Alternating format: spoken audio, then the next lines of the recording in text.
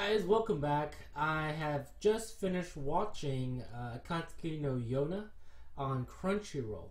I just go down the list, Crunchyroll, poke, poke, poke, and I pick something random that I think I might like that has just started for the fall season.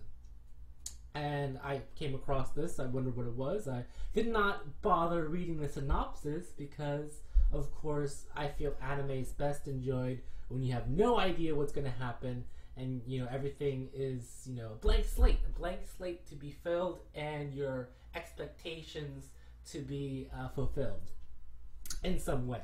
So I got to see this anime, and my first impressions about it is that it's how to put it, it's a shoujo, so it's not really kind of my, I wouldn't say it's not my, it's a little bit strange in how they pace it, I feel.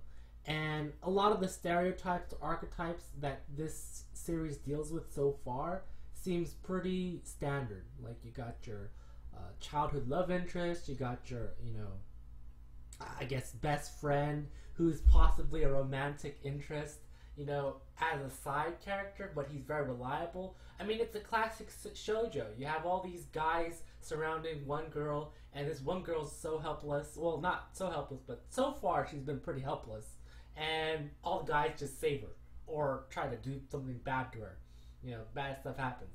So it's just, I don't know, it just feels so standard that I don't really know what to think about it so far. I mean, it has some funny moments. It has some, really scary, well, not scary, but I mean tragedy kind of moments. But so far it seems so standard, and I'm so mixed in how I feel about this show right now, because I don't know if it's going to be so standard that, since I don't know about you, but I've watched lots of anime, and I mean, seeing the same thing over and over again, it doesn't hurt when you like the kind of genre, but it just feels like it could have been more memorable. And so, when I watch an anime, I want to be able to remember something, significant, like some either special event or, how it made you feel. And this one so far, I'm not sure if I'm ever going to get that moment where I feel this is a unique, piece of, show compared to all the rest of the shoujo. It is fantasy. It's fantasy. The setting is in China, some sort of medieval China, and so it has the potential to be really, interesting when it comes to powers.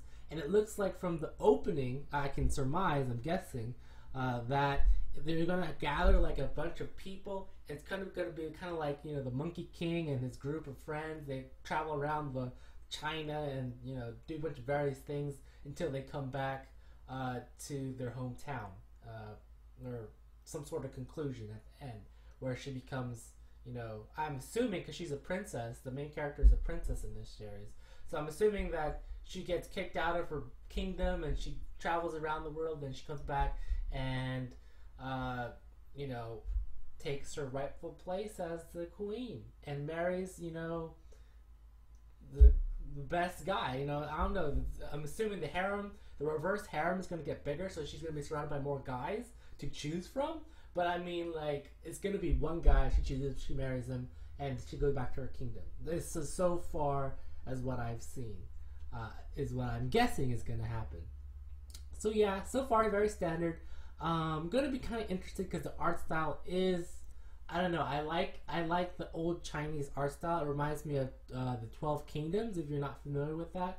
And if they really go into the lore behind this, fantasy world, then I would be very, very, very curious about how this series develops. But if it sticks with this kind of love story, tragedy, the classic shoujo formula, I don't know. I'll finish it, of course, but I mean, I don't know if anything will be as memorable for me to, put it in my collection of, lovely animes. And so that's my first impression of Akatsuki no Yona. It's basically a classic shoujo set in medieval China, and so far that's as far as I got. Yep. So I'll see you guys next time.